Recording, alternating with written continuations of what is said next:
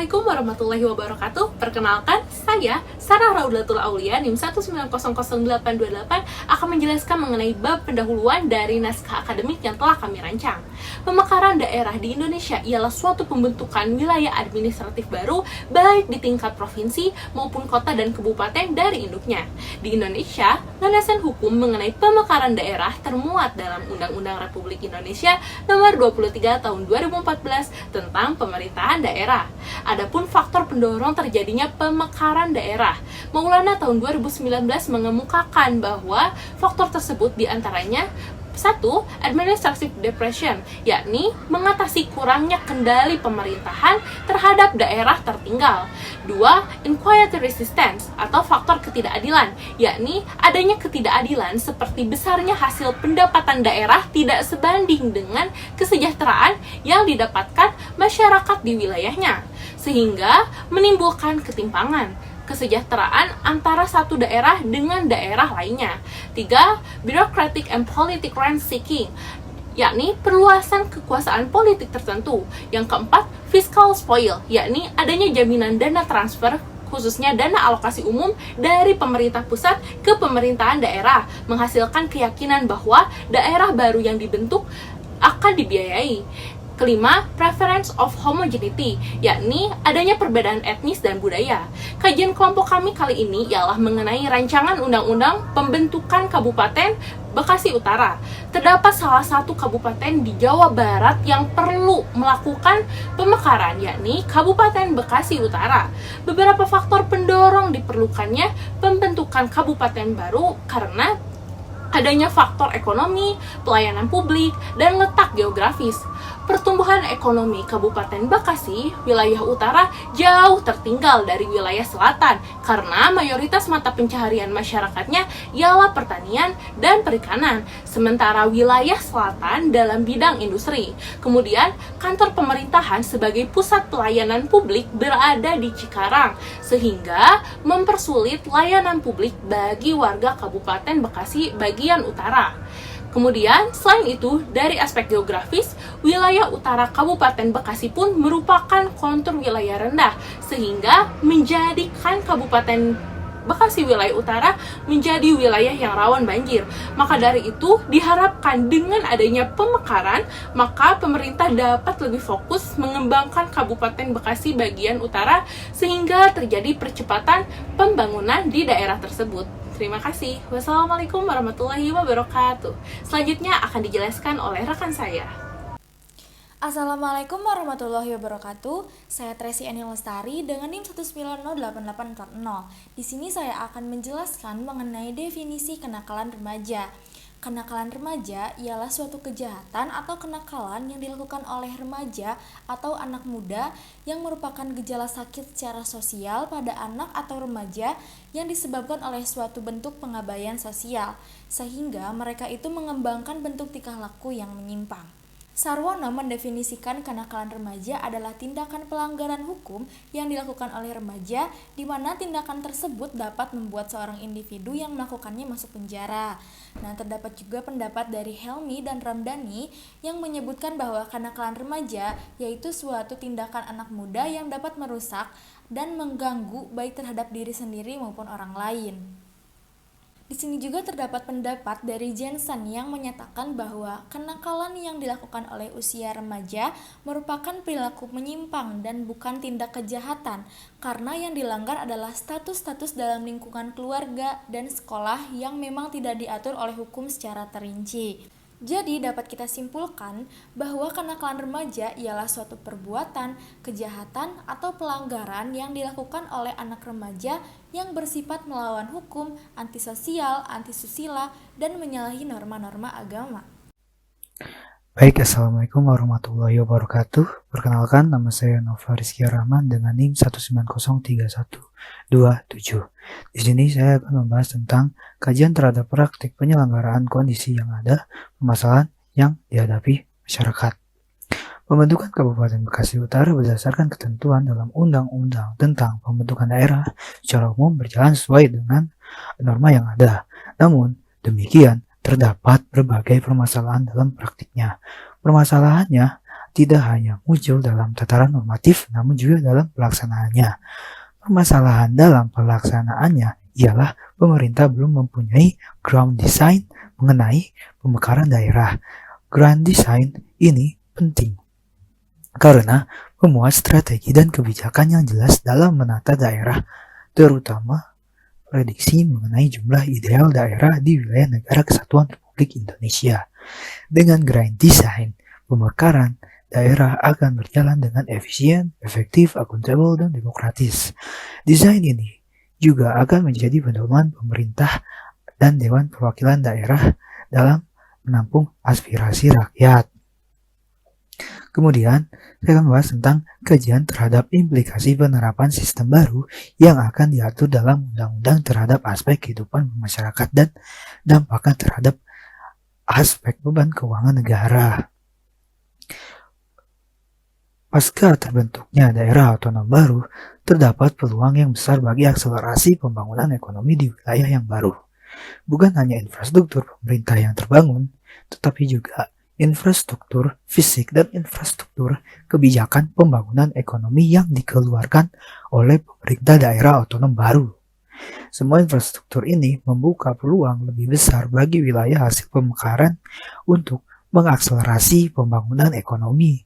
Namun, kemungkinan akselerasi pembangunan ini harus dibayar dengan besarnya operasional pemerintahan daerah. Dari sisi teoritik, belanja ini bisa diminimalisir melalui kebijakan pembangunan ekonomi yang menjangkau seluruh wilayah, sehingga akselerasi pembangunan ekonomi akan tetap dimungkinkan dengan harga yang sangat murah. Sekian penjelasan dari saya. Terima kasih, mohon maaf bila ada kesalahan. Wassalamualaikum warahmatullahi wabarakatuh.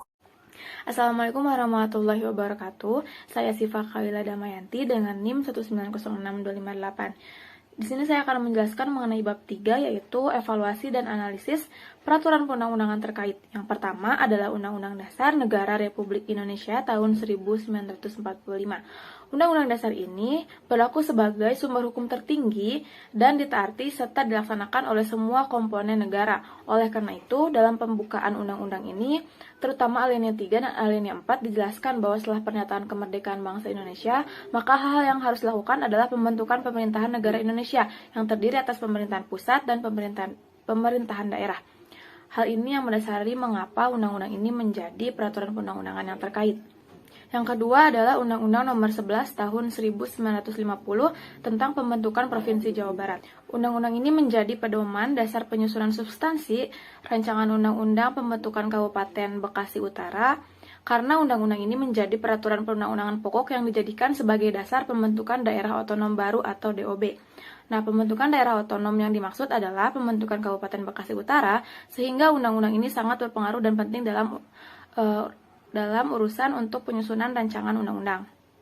Kemudian ada Undang-Undang Nomor 14 Tahun 1950 tentang pemerintahan daerah-daerah Kabupaten Lingkungan Jawa Barat. Undang-undang ini juga berpengaruh dalam penyusunan rancangan undang-undang pembentukan Kabupaten Bekasi Utara. Hal ini dikarenakan Kabupaten Bekasi Utara berasal dari salah satu kabupaten yang tercantum legitimasinya dalam undang-undang ini. Assalamualaikum warahmatullahi wabarakatuh. Saya Lucy Nursyadah dengan NIM 1901734. Di sini saya akan membahas lebih lanjut mengenai peraturan perundang-undangan yang berkaitan juga dengan rancangan Undang-Undang Republik Indonesia tentang pembentukan Kabupaten Bekasi Utara. Di antaranya yaitu Undang-Undang Nomor 14 Tahun 1950 tentang pemerintahan daerah kabupaten dalam lingkungan Provinsi Jawa Barat. Nah, keterkaitannya yaitu adanya sebuah kesatuan yang dimana Undang-Undang Nomor 14 Tahun 1950 ini menjadi salah satu peraturan perundang-undangan yang menjadi acuan atau pedoman dalam menyusun rancangan undang-undang tersebut.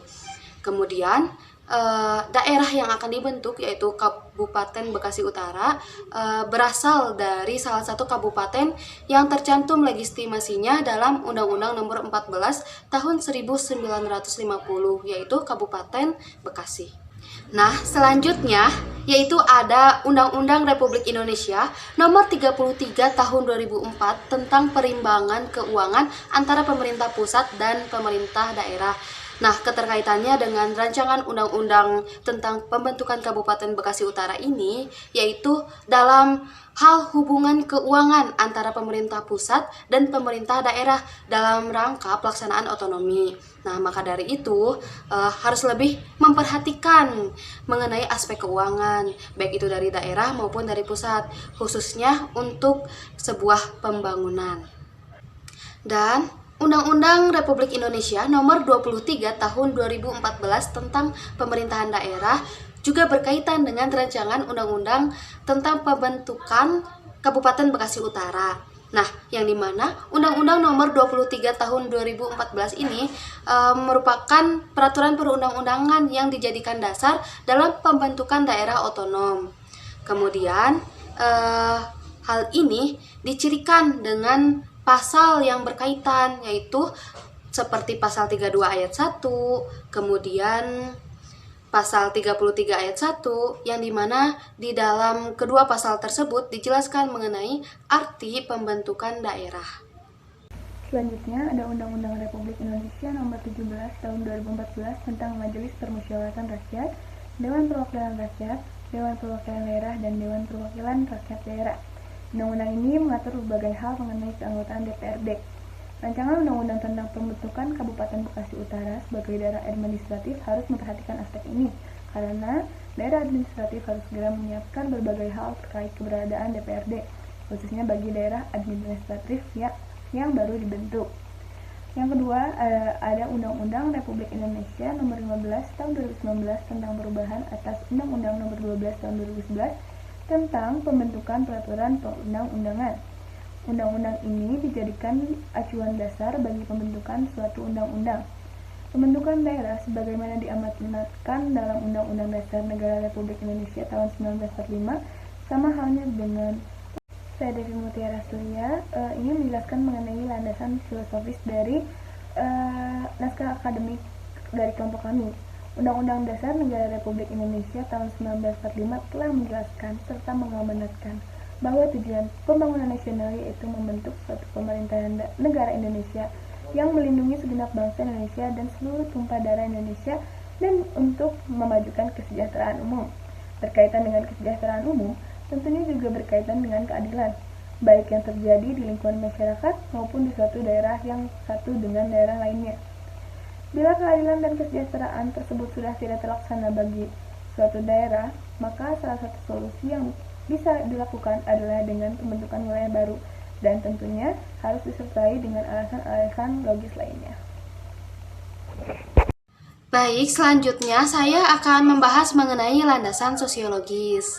Nah, proses pembentukan daerah ini harus berasal dari suatu realitas yang ada dalam suatu masyarakat. Nah, maka dari itu adanya sebuah landasan sosiologis, yang dimana landasan sosiologis ini merupakan pertimbangan atau alasan yang menggambarkan bahwa peraturan yang dibentuk untuk memenuhi kebutuhan masyarakat dalam berbagai aspek. Nah, landasan sosiologis sesungguhnya menyangkut fakta empiris mengenai perkembangan masalah kebutuhan masyarakat dan negara. Nah, dalam realitas yang ada di Kecamatan Bekasi Utara, untuk mengurusi administrasi, ada beberapa masyarakat yang harus menempuh jarak yang lumayan jauh untuk pergi ke pemerintahan pusat dalam menangani atau dalam mengurusi administrasi. Nah, jika Kabupaten Bekasi Utara ini terbentuk, maka akan lebih efektif dan pelayanan kepada masyarakat pun akan lebih mudah. Kemudian, dapat optimalnya potensi-potensi sumber daya yang ada di sana seperti ekonomi, bisnis, dan pariwisata agar lebih meningkat seperti itu, serta lebih terurusnya mengenai permasalahan lingkungan yang terjadi. Hal ini semua guna meningkatnya kesejahteraan masyarakat yang ada di sana. Selanjutnya adalah landasan yuridis. Landasan yuridis merupakan pertimbangan atau alasan yang menggambarkan bahwa peraturan yang dibentuk untuk mengatasi permasalahan hukum atau mengisi kekosongan hukum dengan mempertimbangkan aturan yang telah ada yang akan diubah atau yang akan dicabut guna menjamin kepastian hukum dan rasa keadilan masyarakat. Dalam penyusunan rancangan undang-undang pembentukan Kabupaten Bekasi Utara ada beberapa landasan yuridis yang digunakan. Yang pertama tentunya Undang-Undang Dasar Negara Republik Indonesia tahun 1945, kemudian ada Undang-Undang Nomor 11 tahun 1950 tentang pembentukan Provinsi Jawa Barat, ada pula Undang-Undang Nomor 14 tahun 1950 tentang pemerintahan daerah-daerah kabupaten dalam lingkungan Jawa Barat, dan ada Undang-Undang Nomor 16 tahun 1950 tentang pembentukan daerah-daerah kota besar dalam lingkungan Provinsi Jawa Timur, Jawa Tengah, Jawa Barat, dan dalam daerah istimewa Yogyakarta. Serta ada undang-undang lain seperti Di sini saya akan menjelaskan bagian bab 5 mengenai jangkauan, arah pengaturan, dan ruang lingkup materi muatan undang-undang. Jangkauan arah pengaturan rancangan undang-undang tentang pembentukan Kabupaten Bekasi Utara. Yang pertama, memacu perkembangan dan kemajuan Provinsi Jawa Barat pada umumnya dan Kabupaten Bekasi serta Kota Bekasi pada khususnya. Adanya aspirasi yang berkembang dalam masyarakat, dipandang perlu meningkatkan penyelenggaraan pemerintahan, pelaksanaan pembangunan, dan pelayanan publik guna mempercepat terwujudnya kesejahteraan masyarakat. Yang kedua, memperhatikan dan memacu kemampuan ekonomi, potensi daerah, luas wilayah, kependudukan, dan pertimbangan dari aspek sosial politik, sosial budaya, pertahanan dan keamanan, serta meningkatkan beban tugas serta volume kerja di bidang pemerintahan, pembangunan, dan kemasyarakatan di Kabupaten Bekasi maupun di Kota Bekasi. Dipandang perlu membentuk Kabupaten Bekasi Utara di wilayah Provinsi Jawa Barat. Dan yang ketiga, pembentukan Kabupaten Bekasi Utara diharapkan akan dapat meningkatkan pelayanan di bidang pemerintahan, pembangunan, dan kemasyarakatan, serta memberikan kemampuan dalam pemanfaatan potensi daerah. Baik, di sini saya akan menyampaikan mengenai ruang lingkup materi muatan undang-undang pada rancangan undang-undang tentang pembentukan Kabupaten Bekasi Utara di Provinsi Jawa Barat. Yang pertama adalah ketentuan umum, di mana ketentuan umum RUU ini berisi batasan pengertian ataupun definisi dan singkatan ataupun akronim yang digunakan. Kemudian dijelaskan beberapa batasan pengertian terkait dengan peningkatan pendapatan daerah, antara lain pemerintah pusat, daerah otonom, Provinsi Jawa Barat, Kabupaten Bekasi, dan Kota Bekasi. Kemudian yang kedua meliputi pembentukan, cakupan wilayah, batas wilayah, dan ibu kota.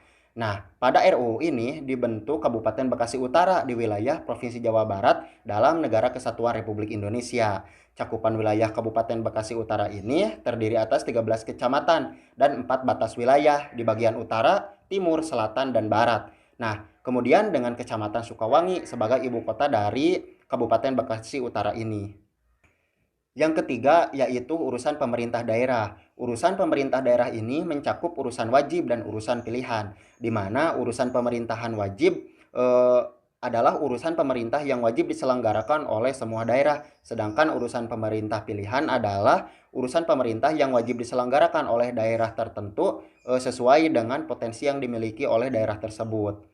Nah, kemudian yang keempat yaitu pemerintah daerah. Dalam rancangan undang-undang ini, yang dimaksud dengan pemerintahan daerah adalah pemerintahan daerah Kabupaten Bekasi Utara yang akan dipimpin oleh seorang bupati.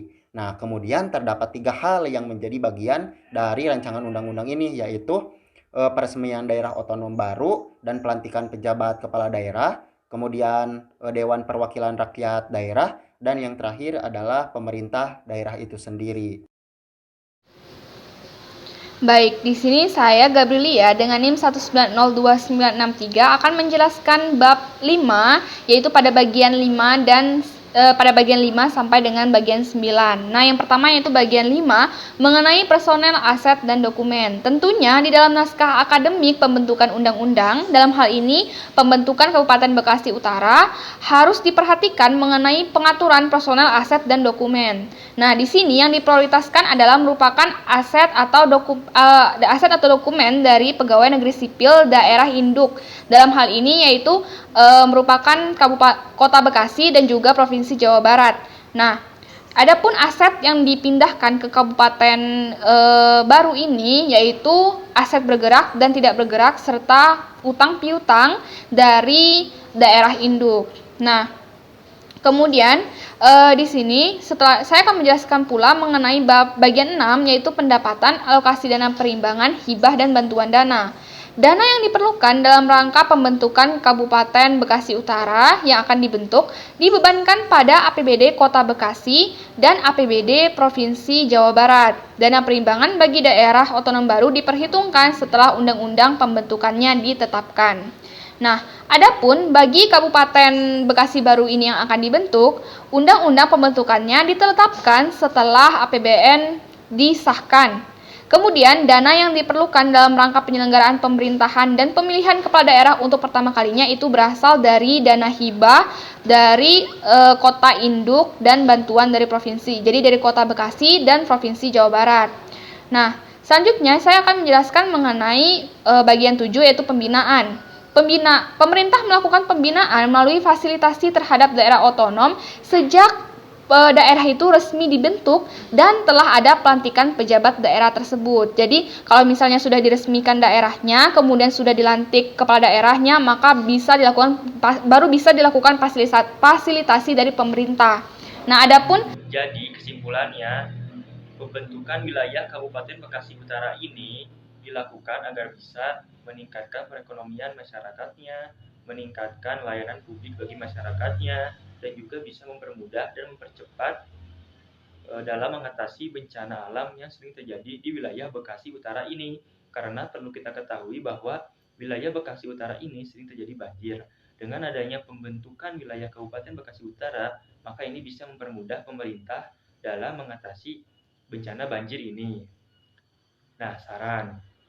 Naskah akademik rancangan undang-undang tentang pembentukan Kabupaten Bekasi Utara ini diperlukan untuk mewujudkan pemerintahan Kabupaten Bekasi Utara sebagai daerah otonom baru, agar bisa mensejahterakan masyarakatnya dengan meningkatkan perekonomian masyarakatnya dan juga meningkatkan layanan publik bagi masyarakatnya. Diharapkan dengan adanya naskah akademik ini bisa menjadi pedoman bagi pembentukan Kabupaten Bekasi Utara saat ini. Cukup sekian dari kelompok kami. Mohon maaf bila ada salah-salah kata. Bila taufiq wal hidayah. Assalamualaikum warahmatullahi wabarakatuh.